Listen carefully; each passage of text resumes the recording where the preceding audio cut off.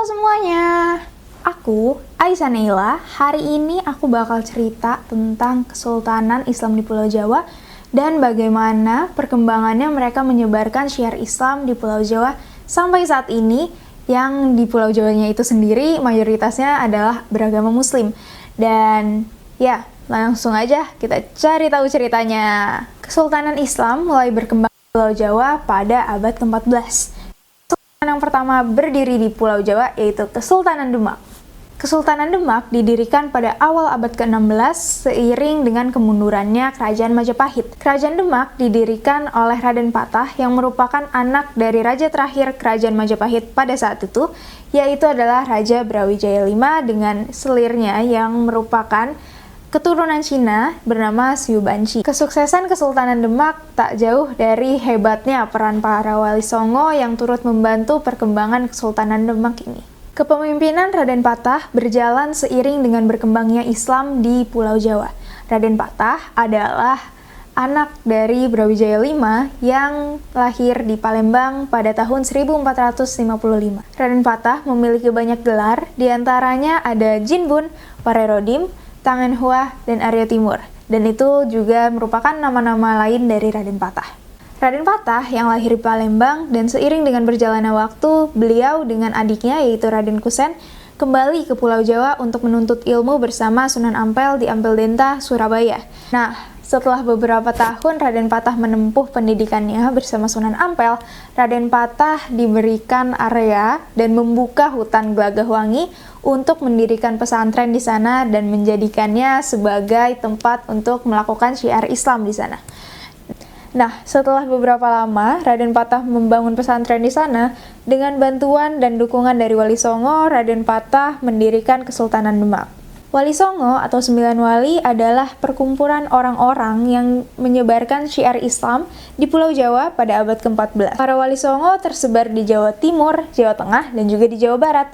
Dakwah Wali Songo ini sangat terkenal di masyarakat karena sangat mudah untuk masuk ke masyarakat dan dengan tidak memaksakan masyarakat untuk harus masuk Islam. Wali Songo memiliki arti 9 wali atau wakil Allah untuk menyebarkan agama Islam. 9 wali Songo diantaranya adalah yang pertama Sunan Gunung Jati atau Syarif Hidayatullah dari Cirebon. Yang kedua adalah Sunan Ampel atau Raden Rahmat dari Ampel Denta atau yang sekarang lebih dikenal dengan Surabaya. Yang ketiga ada Sunan Gresik atau Maulana Malik Ibrahim yang berada di Gresik. Yang keempat ada Sunan Bonang atau Raden Makdum. Yang kelima ada Sunan Giri atau Raden Pakuh. Yang keenam ada Sunan Derajat atau Raden Kasim. Yang ketujuh ada Sunan Muria atau Raden Umarsid. Yang kedelapan adalah Sunan Kudus atau Jafar Shadiq, dan yang terakhir yang cukup dikenal dakwahnya yang khas sampai sekarang yaitu Sunan Kalijaga atau Raden Shahid yang berdakwah di sekitaran Demak. Kalau kita ngomongin Kesultanan Demak, kita nggak jauh-jauh dari ngomongin tempat pemerintahannya. Yang menarik adalah Kesultanan Demak ini dipimpin bukan di keraton, tapi di masjid. Hah, masa di masjid sih? Iya, betul, di Masjid Agung Demak. Masjid Agung Demak yang didirikan pada abad ke-15 Masehi merupakan tempat kepemimpinan, pusat kepemimpinannya Kesultanan Demak. Masjid Agung Demak ini bukan sekedar masjid, tapi dia memiliki fungsinya banyak, multifungsi. Bisa sebagai tempat musyawarah para pemimpin, juga tempat ibadah, dan juga tempat pusat kepemimpinan dari Kesultanan Demak ini sendiri. Gitu. Nah, kalau sekarang ini, di belakangnya Masjid Agung Demak itu ada makam-makam para pemimpin Demak terdahulu, seperti Raden Patah dan keturunannya. Nah, pendiri dari Masjid Agung Demak ini adalah Raden Patah yang dibantu oleh Wali Songo, yang memiliki ciri khas, banyak banget ciri khas yang ada di Masjid Agung Demak ini sendiri. Yang pertama ada tiang, ada 4 tiang yang sangat jadi ciri khasnya dari Masjid Agung Demak ini, yang bernama Sokoguru. Sokoguru adalah tiang-tiang yang dibangun oleh Wali Songo di setiap sisi masjid. Sokoguru ini beda-beda di tiap arah anginnya. Kalau di arah barat laut itu ada Sunan Bonang, barat daya ada Sunan Gunung Jati, di tenggara ada Sunan Ampel, dan di timur laut ada Sunan Kalijaga. Sampai saat ini, tiang itu masih berdiri kokoh di Masjid Agung Demak. Dan ada beberapa bagian yang diganti dan dilarikan ke museum yang ada di Masjid Agung Demak itu sendiri. Jadi di Masjid Agung Demak di sampingnya ada museum, lalu yang udah diganti itu dipindahin ke museum gitu. Arsitektur dari Masjid Agung Demak ini sendiri juga punya banyak banget ciri khas yang ada dari budaya Jawa, Hindu-Buddha, sampai budaya Islamnya juga ada. Masjid Agung Demak ini memiliki banyak ciri-ciri arsitektur yang unik dan khas. Yang diantara lainnya juga atapnya yang memiliki 3 tingkat yang melambangkan akidah Islam, yaitu iman, Islam, dan ihsan. Pintu masjid dari Masjid Agung Demak ini ada 5 yang melambangkan rukun Islam, dan jendelanya ada 6 yang melambangkan rukun iman. Jadi, berbagai arsitektur yang ada di Masjid Agung Demak ini punya artinya masing-masing. Kan kita udah bahas sejarah Kesultanan Demak dan Masjid Agung Demaknya. Jadi, sekarang kita membahas tentang pemimpin-pemimpin yang pernah memimpin Kesultanan Demak. Yang pertama adalah Raden Patah, yang sekaligus pendiri dari Kesultanan Demak ini. Raden Patah memerintah Kesultanan Demak kurang lebih selama 40 tahun dan meninggal pada tahun 1518 dan dimakamkan di kompleks pemakaman di Masjid Agung Demak. Setelah wafatnya Raden Patah digantikan oleh Pati Unus yang mulai menjabat dan naik tahta pada tahun 1518. Pati Unus yang memiliki julukan sebagai Pangeran Sabranglor ini adalah orang yang sangat berani. Pada saat umurnya 17 tahun sebelum naik tahta menjadi pemimpin Kesultanan Demak, Pati Unus pernah memimpin pasukan melawan Portugis di Malaka.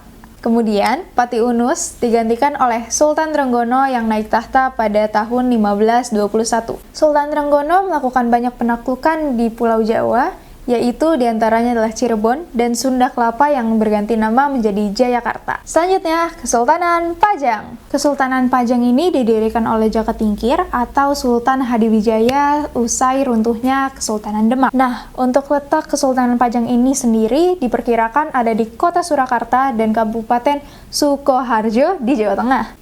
Kesultanan Pajang ini sendiri diperkirakan berdirinya tidak terlalu lama, yaitu sekitar 20-an tahun dari 1568 sampai 1587. Para pemimpin di Kesultanan Pajang ini sendiri memiliki peran yang besar dalam penyebaran agama Islam di Pulau Jawa, terutama di daerah Surakarta.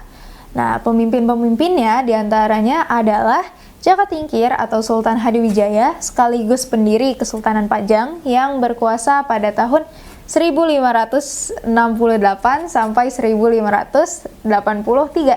Nah, yang kedua ada Arya Pangir atau Ngawantipura yang berkuasa pada 1583 sampai 1586, dan yang terakhir adalah Pangeran Benawa atau Prabu Wijaya yang berkuasa pada tahun 1586 sampai 1587. Masa kejayaan Kesultanan Pajang tercapai pada pemerintahan Sultan Hadiwijaya yang berkuasa selama 15 tahun. Pada saat itu yang dilakukan Sultan Hadiwijaya adalah memperluas daerah kekuasaan Pajang hingga Madiun, Blora, dan juga Kediri. Dan Kerajaan Pajang juga memiliki kemajuan yang pesat di bidang pertanian. Kemunduran Kesultanan Pajang ini terjadi setelah meledaknya perang yang terjadi pada tahun 1582 yang menyebabkan Sultan Hadiwijaya jatuh sakit dan meninggal. Setelahnya terjadi perebutan tahta dan konflik internal di Kesultanan Pajang yang menyebabkan Sutawijaya mengambil alih Kesultanan Pajang dan menjadikannya bawahan Mataram Islam. Dan riwayat Kesultanan Pajang benar-benar berakhir pada tahun 1618 setelah dihancurkannya Kesultanan Pajang oleh pasukan dari Mataram Islam yang dipimpin oleh Sultan Agung. Nah, lanjut yang ketiga ada Kesultanan Mataram Islam. Kesultanan Mataram Islam merupakan salah satu kesultanan Islam terbesar yang pernah berdiri di Pulau Jawa. Meski Kesultanan Mataram Islam telah terpecah pada abad ke-18, namun pengaruhnya bagi masyarakat masih terasa hingga sekarang. Kesultanan Mataram Islam merupakan salah satu kesultanan yang paling besar yang pernah berdiri di Pulau Jawa. Kesultanan ini walaupun sudah terpecah dari abad ke-18, namun masih banyak pengaruhnya yang melekat kepada masyarakat sampai sekarang. Jauh sebelumnya, pada abad ke-8 Masehi, pernah ada juga kerajaan Mataram kuno yang bercorak Hindu dan Buddha. Jika ditelusuri, Mataram kuno dan Mataram Islam jika ditarik masih di satu riwayat yang sama.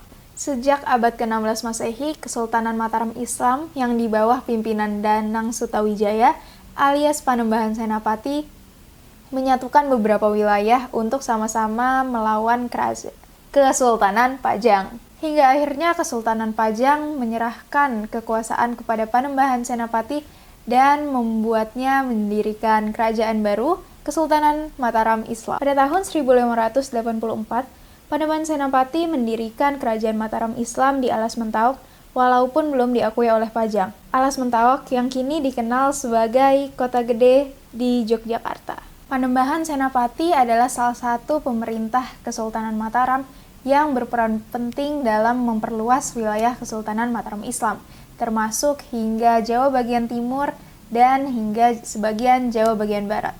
Sejak tahun 1590, secara berturut-turut, Panembahan Senapati berhasil menaklukkan Solo, Madiun, Kediri, Magetan, dan juga Ponorogo. Dan di kawasan barat, Cirebon dan Galuh atau wilayah sekitar Ciamis berhasil ditaklukkan pada tahun 1595 oleh Kerajaan Mataram Islam. Panembahan Senapati wafat pada tahun 1601 dan digantikan oleh Raden Mas Jolang yang bergelar sebagai Susuhunan Hanyakrawati, ayah dari Sultan Agung. Kelak Kesultanan Mataram Islam mencapai masa jayanya dengan wilayah kekuasaan yang luas, kemajuan di berbagai bidang kehidupan, dan juga kekuatan militer yang sangat hebat. Kesultanan Mataram Islam ini berhasil mencapai masa kejayaannya pada pemerintahan Sultan Agung di tahun 1613 sampai 1645. Sultan Agung dikenal sebagai raja yang besar perjuangannya dalam melawan bangsa penjajah dan juga membuat kebijakan-kebijakan untuk memajukan Kesultanan Mataram Islam dan juga menyebarkan agama Islam. Di antaranya, Sultan Agung ini membentuk lembaga Mahkamah Agama Islam. Terima kasih semuanya sudah mendengarkan cerita tentang Kesultanan Islam yang ada di Pulau Jawa. Sekian dari aku, terima kasih. Jangan lupa follow Instagram aku. Dadah!